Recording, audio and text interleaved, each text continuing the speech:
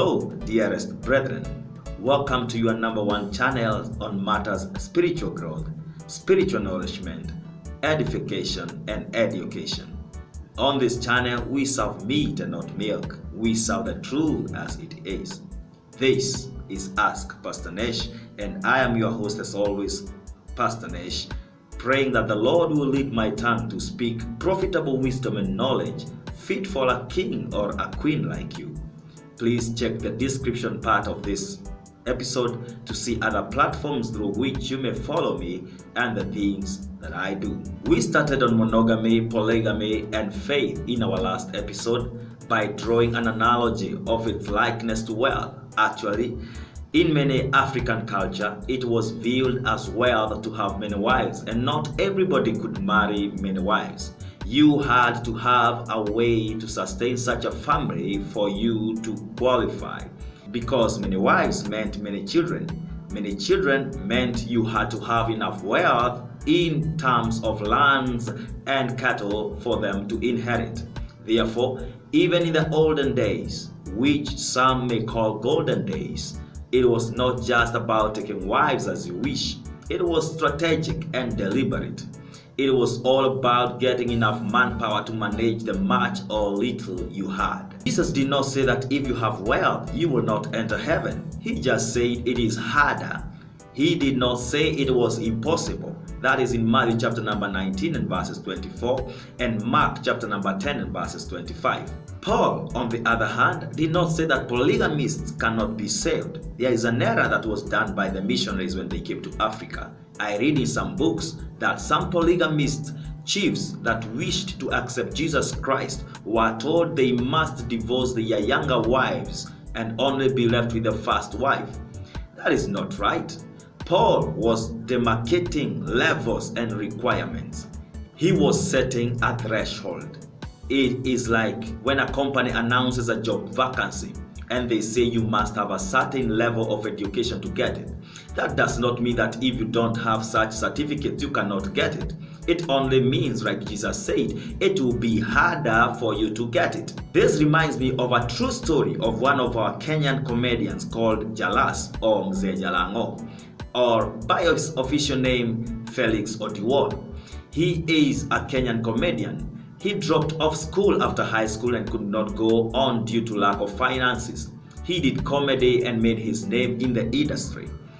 One day, a radio station wanted to replace one of its hosts, and they preferred a comic for the position.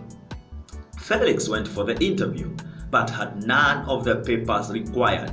He struggled through the process, defying every call from the interviewers to leave. In the long run, he was hired as the replacement.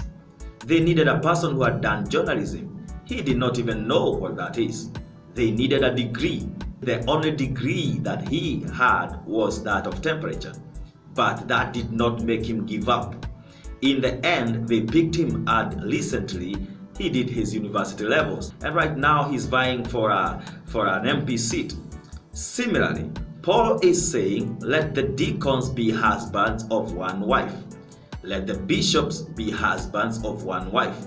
I view this as a requirement, a threshold, and or a qualification or a level, but not as a law.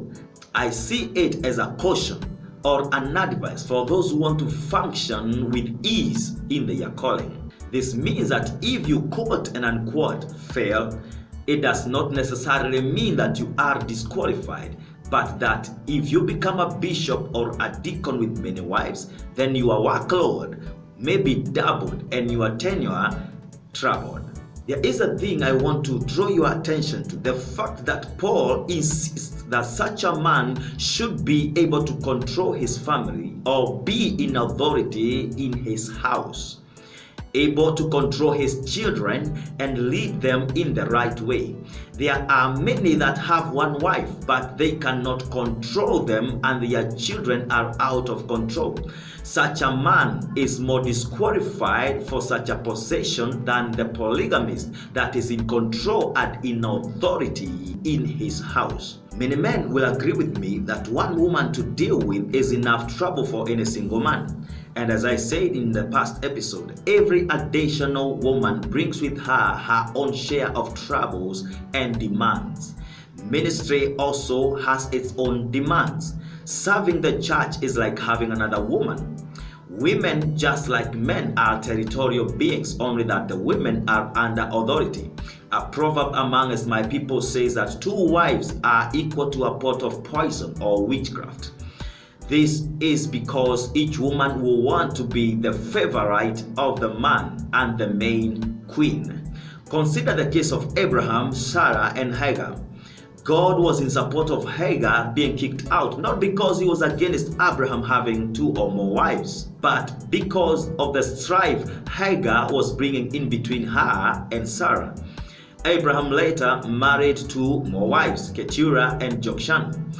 Therefore, the issue was Hagar and not polygamy.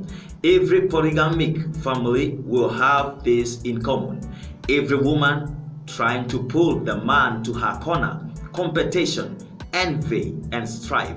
In James chapter number 3 and verses 16, the Bible says that wherever envy and strife exists, there also exists confusion and every evil work.